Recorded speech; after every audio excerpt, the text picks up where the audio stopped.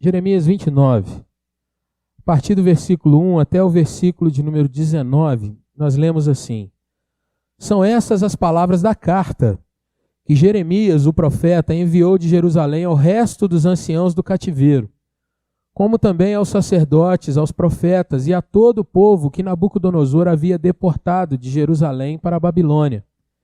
Depois que saíram de Jerusalém, o rei Jeconias, a rainha-mãe, os oficiais, os príncipes de Judá e Jerusalém e os carpinteiros e ferreiros.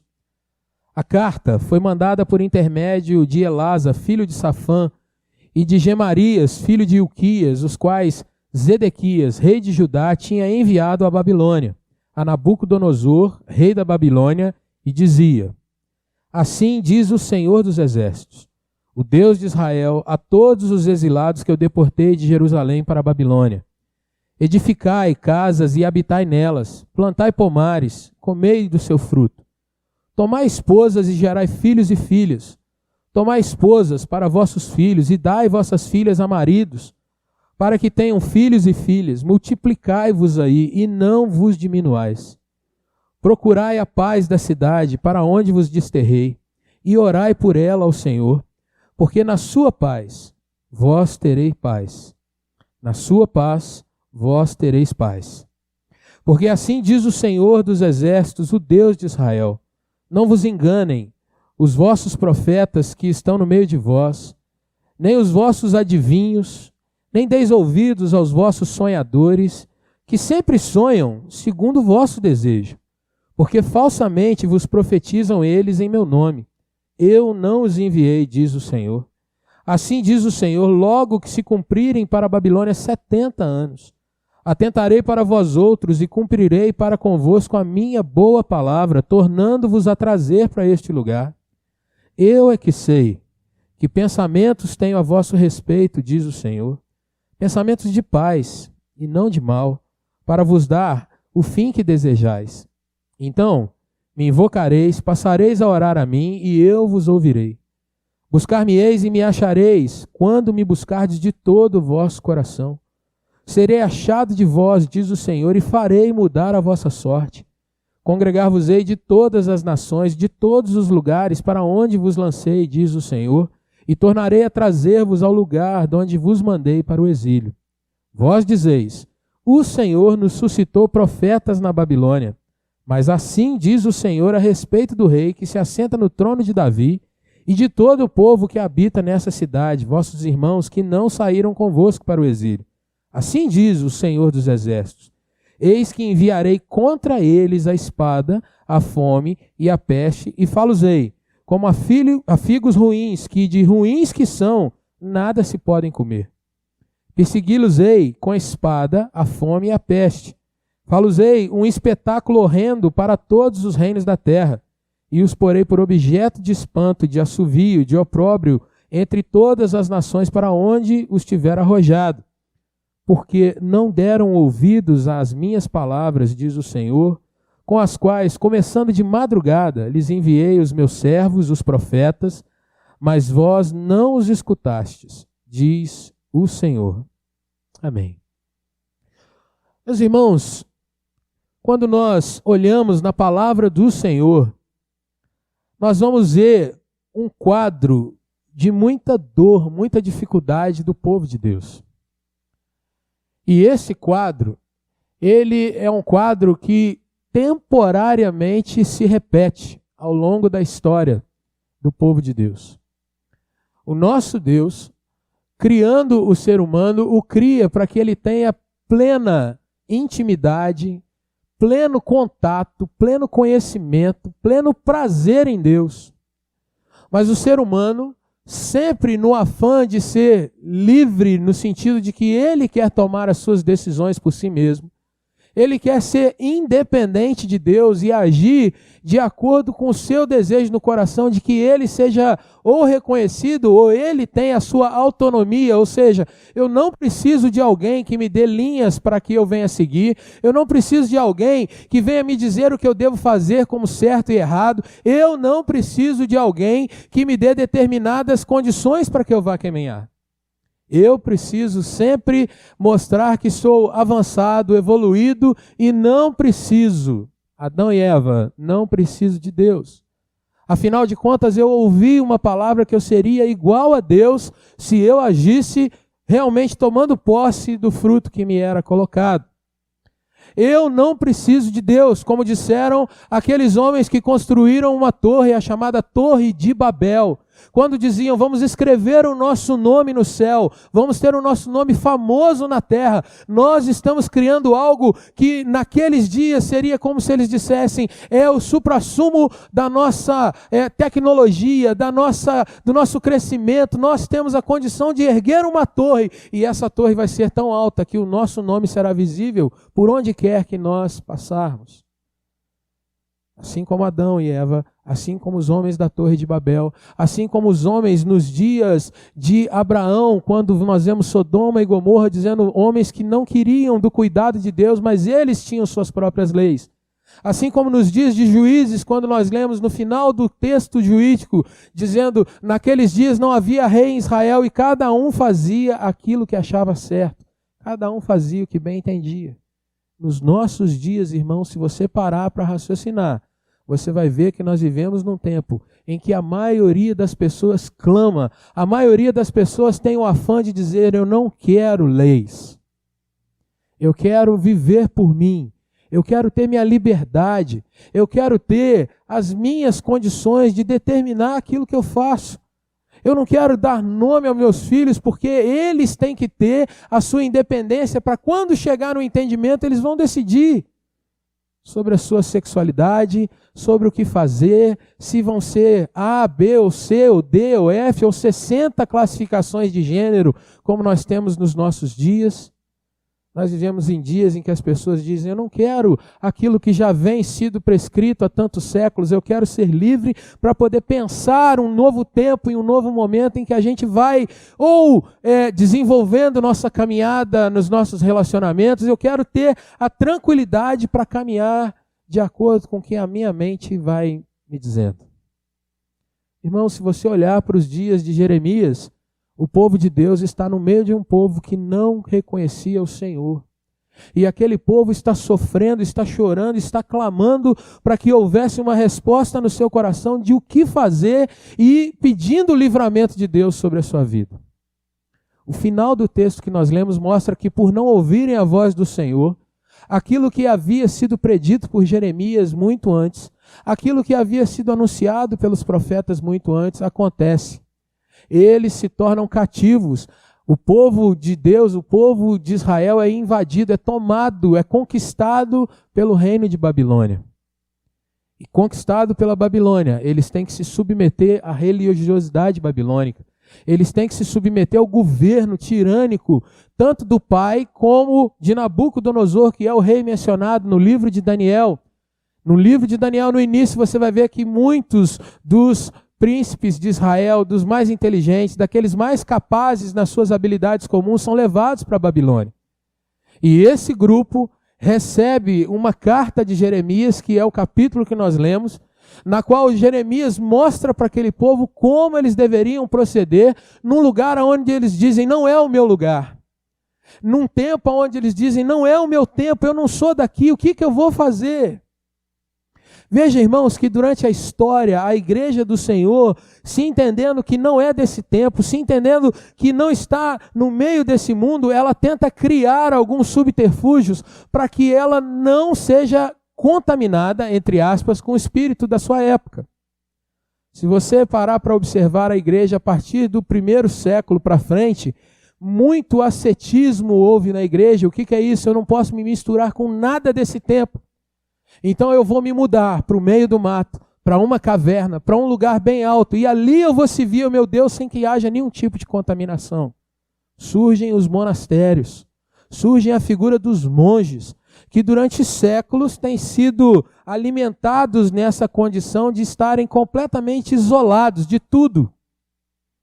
Mas o que a gente vê pela própria história, irmãos, é que o pecado não deixou de afetar os monastérios, é que as condições que o ser humano cria para si mesmo não deixou de estarem presentes dentro dos monastérios ou dos conventos que são os monastérios dedicados para as mulheres. Nós vemos, irmãos, que o ascetismo não é uma questão que a igreja resolve as suas dificuldades. Nos nossos dias, falar que eu não quero me contaminar com esse mundo, eu vou me isolar de tudo, eu não quero ver televisão, eu não vou ouvir rádio, eu não vou conectar meu computador, como algumas comunidades que nós temos em destaque, por exemplo, nos Estados Unidos há alguns séculos, os Quakers, por exemplo, que não se misturam com ninguém, vivem num meio que eles plantam, eles colhem, e ali não tem contato com o mundo exterior. Isso não livra de que eles tenham contaminação, não os livra de terem o pecado no seu meio. O que fazer então? Olhando para os nossos dias, irmãos, diante das situações que nós vemos, quantas vezes nós não queremos algo que seja um livramento, um livrar do Senhor sobre nós? Olhando para esse tempo no nosso país em que há tanta contradição, há tanta gente brigando, e a gente quer assim, Senhor, me livra disso tudo para que eu tenha descanso na minha mente, para que eu possa criar a minha família em paz. O que fazer?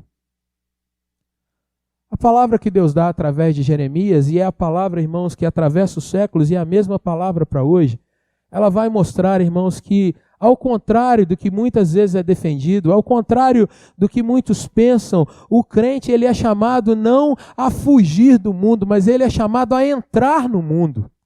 Ele é chamado, irmãos, a participar efetivamente do seu tempo. O cristão, ele é capacitado por Deus a fazer diferença aonde ele estiver. Seja em que camada social ele pertencer, seja em que família ele estiver inserido, seja em que contexto sociocultural, econômico, geográfico, o cristão, irmãos, ele é convocado por Deus a ser aquele que, mesmo estando no meio de uma questão totalmente contrária, seja ao seu pensamento, seja ao que a Bíblia de fato diz, ainda assim o crente é chamado para estar ali e, como você já ouviu milhões de vezes, fazer diferença. A ser alguém que, embora estando perto do pecado, ele não está imerso no pecado. Embora esteja perto de gente que está distante de Deus, ele se faz como um representante de Deus ali no meio. Olha para a sua Bíblia e você vai ver que o povo é chamado a compreender algumas coisas. Quando você olha os primeiros versículos, você vai ver que as palavras da carta que Jeremias, o profeta, envia de Jerusalém para o resto dos anciãos do cativeiro, elas vão demonstrar que o povo cria, irmãos, que eles estavam numa condição apenas humana. Eles pensavam que foram conquistados, que estavam debaixo de um jugo de Nabucodonosor, e agora eles se veem como as pessoas boas diante de um reino mau. Eles não reconhecem que eram pecadores. Eles não reconhecem que estavam ali passando por um tempo que foi determinado pelo próprio Senhor. E é interessante que quando você começa a ver que Deus começa de fato a falar, você vai ver que Deus chama para si a responsabilidade pelas dores que eles estavam passando. O versículo de número 4, quando a carta ou a palavra profética efetivamente começa, diz assim: assim diz o Senhor, Deus dos exércitos, o Deus de Israel. E aí nós vamos entendendo, a todos os exilados, que quem que deportou? Eu, o Senhor, deportei. Irmãos, nós precisamos ter muito claro que tudo que nós vivemos nesse nosso tempo é do Senhor. Se nós estamos num país que está passando por muita turbulência, esse é um tempo determinado por Deus que nós passemos. Essas condições, com óleo na praia ou sem óleo na praia, são condições que o Senhor trouxe. Mas, pastor, o meu Deus permite que eu passe por esses momentos de dor, de angústia, de apreensão? Meu irmão, tudo isso vem com o objetivo para que você se aproxime mais do Senhor e entenda quem é o teu Deus.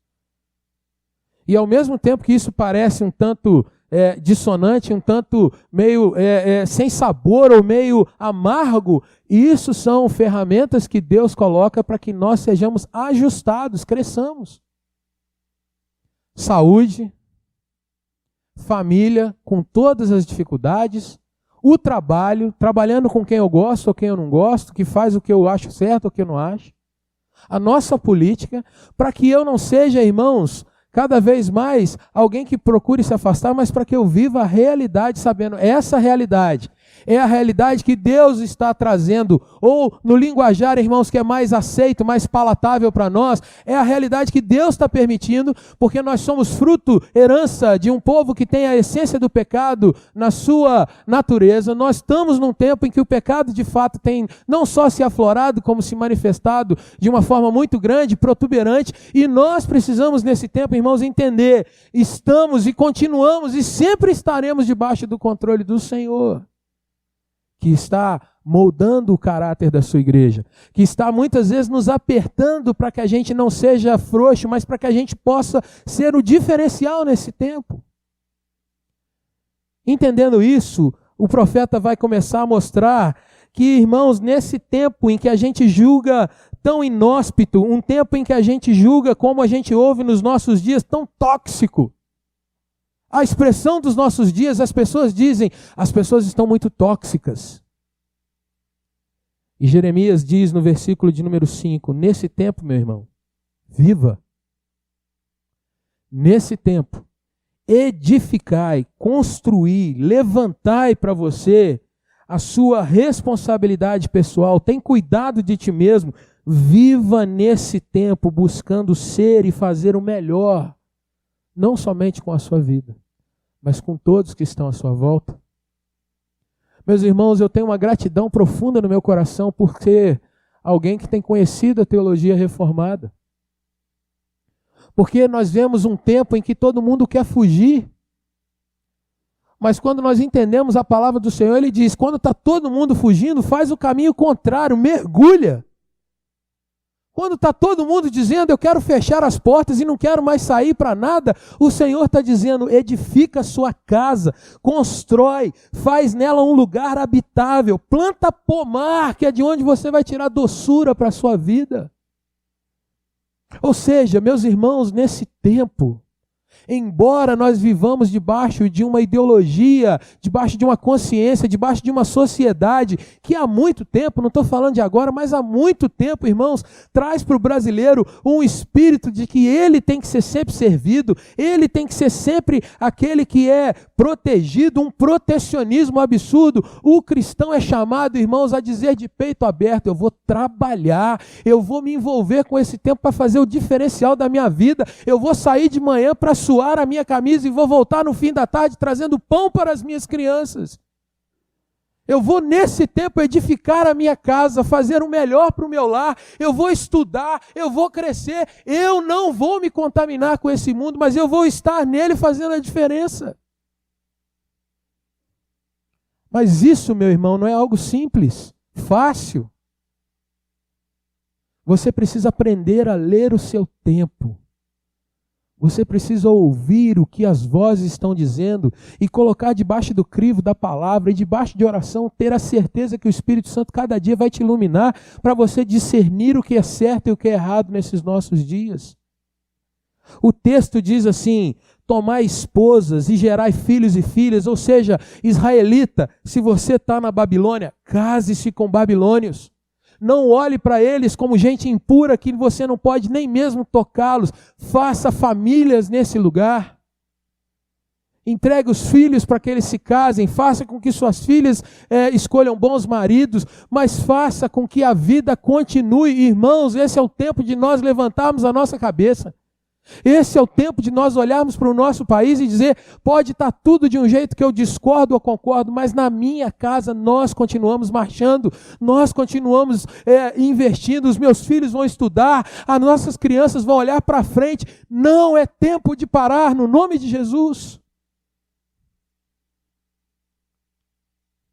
É lógico que o profeta está dizendo para aquele povo que eles deveriam se casar, crescer, se multiplicar naquele lugar, mas não esquecer da premissa. Deus me colocou nesse lugar, então eu preciso caminhar com Deus. Eu vou realmente viver nessa terra, mas eu não vou ter o espírito dos que vivem nessa terra. Eu estou nesse mundo, mas eu não quero ter a mentalidade desse mundo. Eu sou um crente na faculdade. Eu não carrego o espírito da faculdade, Mas eu estou lá. Eu sou um crente no meu trabalho. Eu não carrego o capitalismo exacerbado desses nossos dias. A visão de um lucro que é predador. Mas eu estou lá. Porque Deus determinou que aquele é o meio pelo qual eu vou sustentar a minha casa. Então eu negocio. Eu aprendo. Eu esmero. Eu cresço. O texto, irmãos, vai mostrar uma segunda questão no versículo de número 7. Procurai a paz da cidade. Veja que de novo, eu botei vocês aí. Procurai a paz da cidade para onde vos desterrei. O Senhor está dizendo. E orai por ela ao Senhor. Não orai por ela os gurus dos dias de Jeremias. Que depois ele vai falar disso. Mas, meu irmão, quantos de nós perdemos a expectativa de que a nossa oração faz diferença? Quantos de nós, irmãos, perdemos a oportunidade, diante da correria, eu me colocar de joelhos num cantinho da minha casa, ninguém precisa me ver. Antes de eu sair para a aula, antes de eu entrar naquela loucura, corre para cá, entra no ônibus, desce do ônibus, pega carro, mas tem um tempo para dizer: Senhor, no nome de Jesus, abençoa o meu dia, para que eu seja de fato aquilo que o Senhor quer que eu seja nesse lugar. Meus irmãos, nós vivemos num tempo que você olhando nas redes sociais, o que a gente mais vê são os chamados sites ou páginas ou alguma coisa no sentido XXX da depressão. Por que vem esse nome? Você já parou para pensar? Porque são locais ou sistemas voltados para que as pessoas reclamem, para que as pessoas exerçam o seu direito de ter mau humor, para que as pessoas possam dizer: olha, o ônibus fulano de tal, não sei o que, está com a campainha quebrada. Estou mentindo?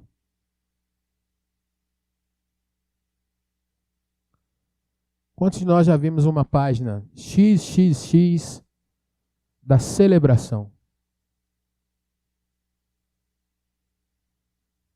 Olhando para a nossa Juiz de Fora, irmãos, quantos de nós amamos essa cidade? Quantos de nós somos gratos a Deus, irmãos, porque querendo ou não querendo, esse é o lugar que nos dá de comer.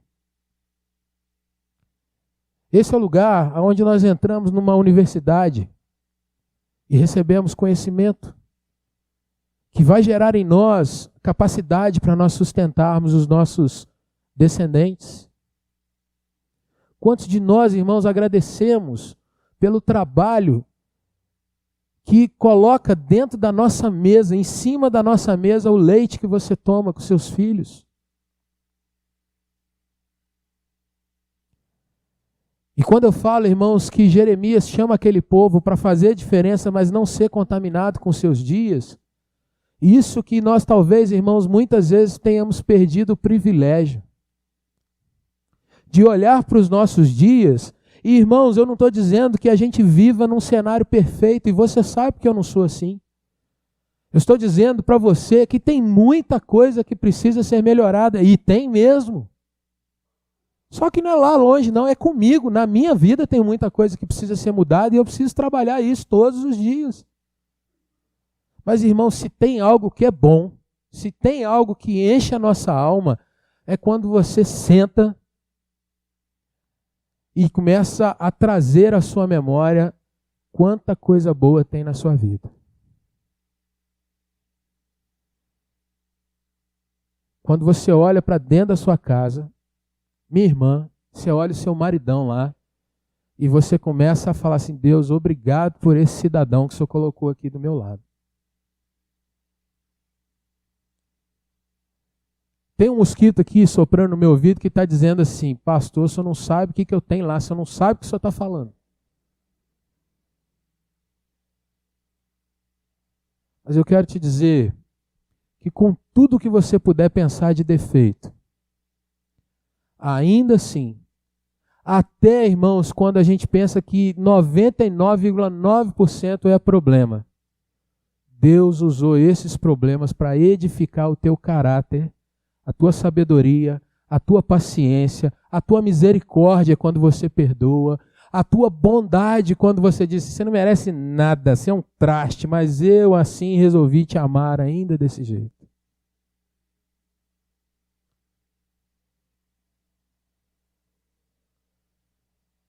Talvez você tenha perdido o privilégio de orar por isso. Talvez você perca o privilégio de orar pelo seu prefeito.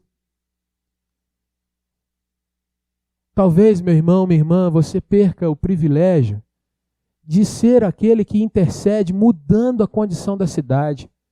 Veja, a oração, meu irmão, ela tem um poder fantástico. Mas talvez o poder primordial da oração é aquele que você esqueceu dele. Porque a gente sempre ora dizendo: Senhor, muda essa caixa de lugar, transforma, muda, faz ali. Mas o grande poder da oração está em mudar aquele que ora. Porque enquanto você está orando, o Espírito está trabalhando no teu coração, na tua mente, na tua alma, e te mostrando o quanto você tem sido trabalhado também. Irmãos, quando eu oro pela paz, Deus está me tornando uma pessoa de paz. Quando eu oro para o bem de um lugar, agradecendo a Deus por aquele lugar, Deus está trabalhando em primeiro lugar na minha realidade. E Deus é tão bom, irmãos, que Deus não precisa da nossa oração, mas Ele sabe o quanto a gente precisa. E o fato é que quando Jeremias fala para aquele povo assim: procura a paz desse lugar, ele ainda dá o veredito: olha, se tiver paz aí, quem que vai ser o primeiro beneficiado pela paz? Vocês. Então, meus irmãos, primeira coisa, entenda que o Senhor te trouxe aonde você está. Segunda questão, viva e viva para o bem do lugar onde você está. Estabeleça dia a dia o bem do seu lar. Estabeleça o bem do seu trabalho. Estabeleça o bem da sua cidade. Ora pela sua cidade, buscando paz. Irmãos, nesses tempos de extremismo, que a gente tenha um tempero. Porque o paralelo para esse texto é aquela palavra que Jesus diz assim para os seus discípulos, para a sua igreja, para mim e para você hoje: vocês são o sal dessa terra. E todo mundo aqui, irmãos, já comeu comida com sal. Tem gente que gosta um pouquinho mais, tem gente que gosta um pouquinho menos, mas eu não conheço ninguém que goste de comida sem absolutamente nada de sal. Mas o Senhor nos adverte: se o sal não tiver o sabor que ele tiver, se o sal não puder conservar como ele tem que conservar, ele não presta para mais nada. Ele ainda diz: vocês são a luz desse mundo. Se a luz não for colocada num lugar onde ela transmite o que ela deve transmitir, que é visão, que é claridade, que é entendimento, ela também não pode ser utilizada para nada. Procurai a paz dessa cidade. Ele vai terminar, irmãos, e é aqui que eu vou parar minha palavra, mostrando que o povo de Israel estava a fim de ouvir os profetas dos seus dias. E Jeremias dá uma dura palavra dizendo para aquele povo: esse que vocês estão dizendo que são os profetas, esses aí que vocês estão dizendo que são os sonhadores, os adivinhadores, tome muito cuidado, porque eles falam aquilo que agrada o seu coração apenas. Trazendo de uma forma muito rápida, irmãos, os profetas que estavam ali, eles diziam para o povo: ó, esse negócio de Babilônia vai acabar rapidinho, Deus vai matar todo mundo, nós vamos voltar para a nossa casa. Olha, fica tranquilo, porque vai dar tudo certo, vocês não vão ter que ficar aqui muito tempo não. E Jeremias está dizendo, enquanto não se cumprir tudo o que Deus tem para cumprir em vocês, e ele ainda deu tempo, 70 anos, vocês podem ficar tranquilos que vocês vão ficar aí. Sendo lavados, ensaboados, purificados, até que o Senhor tenha cumprido tudo que ele tem para cumprir. Trazendo para os nossos dias, irmãos, eu não sei qual é a realidade que você enfrenta na sua vida particular, mas entenda, Deus tem um prazo, Deus tem um tratamento, Deus tem uma obra para ser feita e todos nós estamos na esteira rolante dessa obra. Deus está trabalhando conosco, mas no prazo certo isso vai passar. Mas enquanto estamos nesse tempo, meu irmão, minha irmã, entenda que Deus está tratando contigo. Entenda que você tem uma responsabilidade de cuidar da cidade que você está. Esse é um desafio que você precisa fazer em oração. Deus, eu preciso amar essa cidade. Com tudo que ela tem que me agride, eu preciso aprender a amar esse lugar. Eu preciso buscar paz e não tumulto nessa cidade. Eu não preciso mobilizar para a dor, eu preciso buscar o bem desse lugar. Orar por isso. Porque enquanto tiver paz, eu vou desfrutar de paz também.